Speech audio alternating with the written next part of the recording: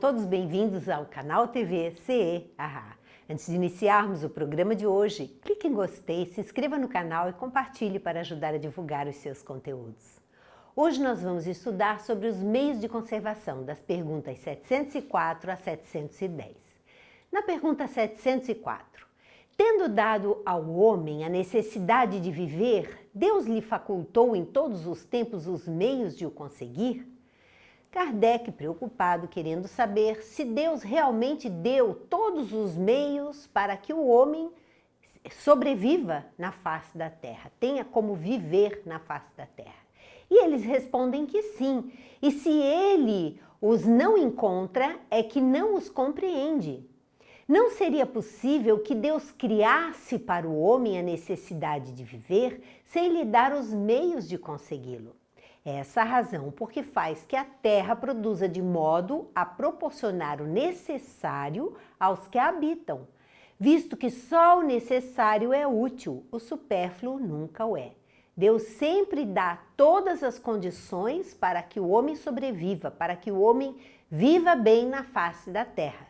Somente que o homem busca o supérfluo e não só o necessário. Aí as condições começam a se tornar um pouco mais complicadas. Na pergunta 705, por que nem sempre a terra produz bastante para fornecer ao homem o necessário? É que, ingrato, o homem a despreza. Ela, no entanto, é excelente mãe. Muitas vezes também ele acusa a natureza do que só é resultado da sua imperícia ou da sua imprevidência. A terra produziria sempre o necessário, se com o necessário soubesse o homem contentar-se. Se o que ela produz não lhe basta todas as necessidades, é que ele emprega no supérfluo que poderia ser aplicado no necessário. Olha o árabe no deserto, acha sempre de que viver porque não cria para si necessidades factícias. Aí na época dele ainda não existiam cidades, os recursos ainda eram precários, então ele estava dando um exemplo de como o ser pode sobreviver mesmo em regiões onde não há tantos recursos naturais assim. E ele continua, desde que haja desperdiçado a metade dos produtos em satisfazer a fantasias, que motivos tem o homem para se espantar de nada encontrar no dia seguinte e para se queixar de estar desprovido de tudo quando chegam os dias de penúria. Em verdade vos digo, imprevidente não é a natureza, é o homem que não sabe regrar o seu viver. Deus dá condições para que todos sobrevivam bem na face da terra, mas o ser humano sempre procura o supérfluo, sempre procura explorar a natureza para enriquecer, com todos os objetivos que ele acha justo, e assim, muitas vezes ele exaure determinadas partes da natureza, animais, a terra, porque a sua ambição, o seu egoísmo ainda é muito grande. Na pergunta 706, por bens da terra, unicamente se devem entender os produtos do solo? E eles respondem que o solo é a fonte primacial de onde dimanam todos os outros recursos, pois que, em definitivo, esses recursos são simples transformações dos produtos do solo. Por bens da terra se deve, pois, entender tudo de que o homem pode gozar neste mundo. E aí nós temos todos os recursos que precisamos. A água, o ar, a terra, o alimento de todas as formas, de todas as maneiras que nós podemos entender. O que nós precisamos é aprender a desenvolver a capacidade de buscar somente aquilo que a gente precisa, porque isso é o que vai acontecer daqui para frente. No mundo de regeneração, não tem mais espaço para o egoísmo, não tem mais espaço para as pessoas pensarem somente em si, somente em enriquecer, somente nos seus bens e o resto da população passar dificuldades, passar necessidades. Mas vamos continuar na pergunta 707. É frequente a certos indivíduos faltarem os meios de subsistência, ainda quando os cerca a abundância. A que se deve atribuir isso? Por que muitas pessoas têm dificuldade de ter os meios de sobreviver adequadamente? E eles respondem que se deve ao egoísmo dos homens, que nem sempre fazem o que lhes cumpre. Depois, e as mais das vezes, devem-no a si mesmos. Buscai e achareis. Essas palavras não querem dizer que para achar o que se deseje, basta que o homem olhe para a terra, mas que lhe é preciso procurá-lo, não com indolência, e sim com ardor e perseverança, sem desanimar ante os obstáculos, que muito a miúde são simples meios de que se utiliza a providência para lhe experimentar a constância, a paciência e a firmeza. Então, a necessidade de grande parte da população, diz-nos os espíritos, que se deve sim ao egoísmo do homem, aquele que só pensa em si, aquele que quer amealhar riqueza em detrimento do outro, porém que cada um busque, através do esforço, através da luta, através do sacrifício, se for necessário, os meios para sobreviver adequadamente. Nós não podemos também seguir a acomodação, nos acomodarmos e esperarmos que tudo caia do céu, que tudo venha em nosso benefício, porque nós sabemos que há pessoas que se acomodam sim, até por falta de recursos mentais para ir à luta, para buscar a sobrevivência no mundo de hoje. E Kardec faz uma nota. Se é certo que a civilização multiplica as necessidades, também o é que multiplica as fontes de trabalho e os meios de viver. Forçoso, porém, é convir em que a tal respeito muito ainda lhe resta por fazer. Quando ela houver concluído a sua obra, ninguém deverá haver que possa queixar-se de lhe faltar o necessário, a não ser por sua própria culpa. A desgraça para muitos provém de enveredarem por uma senda diversa da que a natureza lhes traça. É então que lhes falece a inteligência para o bom êxito. Para todos há lugar ao sol, mas com a condição de que cada um ocupe o seu e não o dos outros. A natureza não pode ser responsável pelos defeitos da organização social, nem pelas consequências da ambição e do amor próprio. Seria preciso, entretanto, ser-se cego para que não reconhecer o progresso que, quanto a isso, tem feito os povos mais adiantados. Graças aos louváveis esforços que juntas a filantropia e a ciência não cessam de despender para melhorar as condições materiais dos homens, mesmo com o crescimento incessante das populações, a insuficiência da produção se acha atenuada, pelo menos em grande parte, e os anos mais calamitosos do presente não se podem de modo algum comparar aos de outrora. A higiene pública, elemento tão essencial da força e da saúde que nossos pais não conheceram, é objeto de esclarecida solicitude.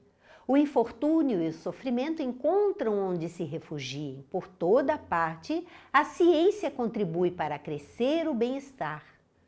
Poder-se-á dizer que já se haja chegado à perfeição? Não, certamente.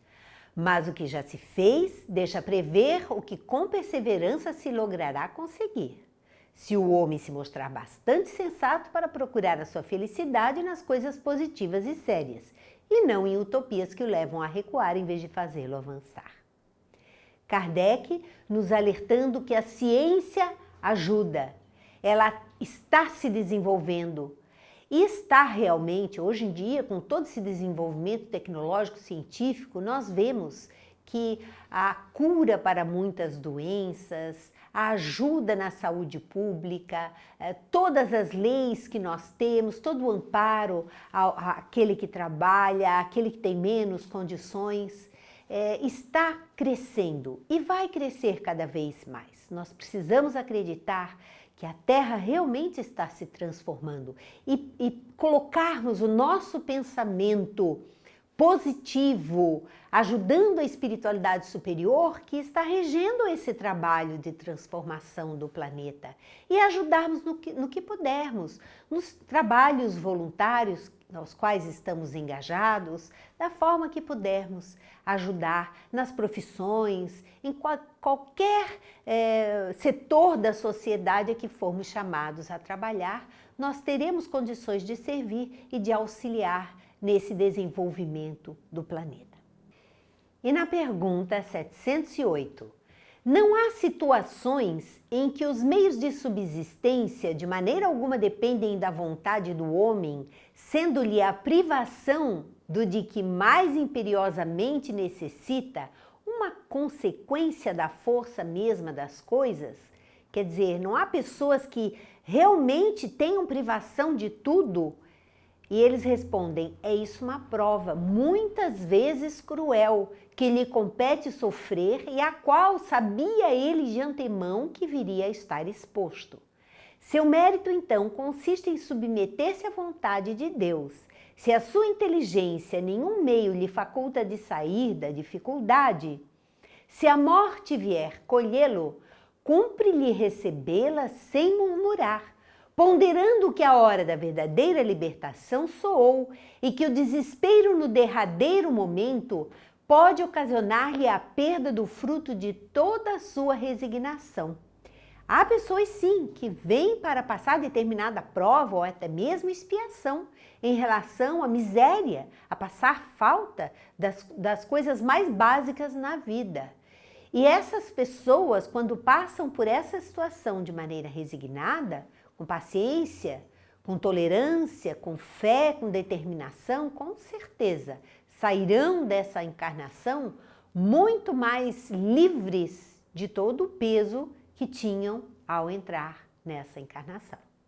Na pergunta 709, terão cometido crime os que em certas situações críticas se viram na contingência de sacrificar seus semelhantes para matar a fome, de matar alguém para poder matar a sua fome? Se houve crime, não teve este a atenuar a necessidade de viver, que resulta do instinto de conservação? Kardec está perguntando daquele que mata para poder sobreviver. Ele está cometendo um crime? E eles respondem, já respondi quando disse que há mais merecimento em sofrer todas as provações da vida com coragem e abnegação. Em tal caso, há homicídio e crime de lesa natureza, falta que é duplamente punida. Eles respondem que sim, é um crime sim que a pessoa deve ter paciência, ter tolerância no passar por as suas dificuldades. E é claro, interagir, arregaçar as mangas, procurar trabalhar, procurar dar o melhor de si. É preferível pedir, é preferível mendigar, porque isso muitas vezes é uma prova para o seu orgulho, do que ele ter que matar alguém, do que ele ter que prejudicar alguém. Isso sim é considerado um crime pelo plano espiritual. Agora, nós sabemos que existe uma série de situações na face da Terra. Nós não estamos, nem Kardec, nem era o objetivo de Kardec, nem dos espíritos, julgar e condenar ninguém. Eles estão falando do que é certo, do que é errado, para que nós possamos nos basear para levar a nossa vida da maneira mais saudável possível. Na pergunta 710, nos mundos em que a organização fisiológica é mais apurada, têm os seres vivos necessidade de alimentar-se? Nos mundos mais evoluídos, eles precisam ainda alimentar-se? E eles respondem que têm, mas seus alimentos estão em relação com a sua natureza. Tais alimentos não seriam bastante substanciosos para os vossos estômagos grosseiros, assim como os dele não poderiam digerir os vossos alimentos. O corpo deles, desses seres em mundos mais adiantados, é muito mais sutil e a alimentação é muito mais sutil, de forma que o alimento deles não nos sustentariam, muito menos eles teriam condições de se alimentar com a nossa alimentação, que é muito pesada. Cada estágio evolutivo precisa de determinado tipo de alimento para a conservação da vida física. E aqui na Terra, nós ainda estamos num planeta bastante atrasado, com uma alimentação ainda bastante grosseira. Agora, mesmo dentro desta alimentação que a Terra nos oferece, nós podemos escolher por nos alimentarmos de uma maneira mais saudável ou por nos alimentarmos de uma maneira mais grosseira. Isso fica a escolha de cada um. E assim, nós encerramos mais um módulo do Livro dos Espíritos. Muito obrigada e até o próximo encontro.